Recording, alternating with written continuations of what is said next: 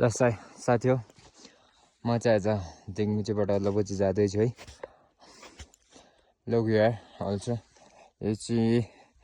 दिङमुचेबाट आउने यो चाहिँ बाटो हो त्यहाँ हाम्रो त्यहाँ खैरेहरू नै आउँदै हुनुहुन्छ कतिजना दिस इज आमाटक्लुङ यो चाहिँ आमाटक्लुङ हो है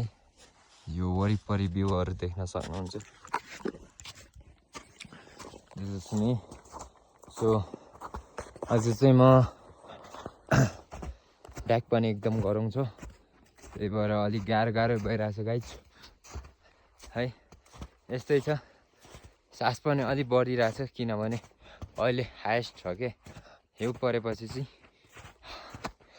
आउल पनि अलि लेक जस्तो लाग्न थाल्दो रहेछ है गाइज सो त्यसैले सास बढिरहेछ त्यस्तै छ केही छैन सो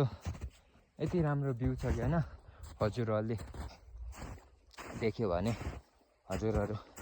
चकित पर्नुहुन्छ भ्यू हेर्नुहोस् गाइज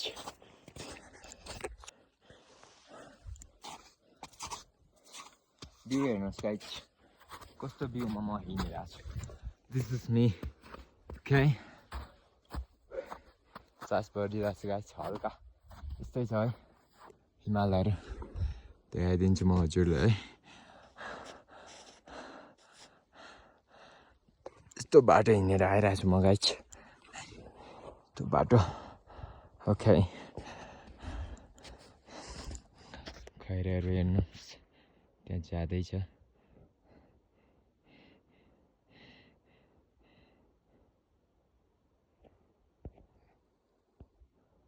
झुम्नै भइरहेको छैन गाइज आज मोबाइल के भयो ओके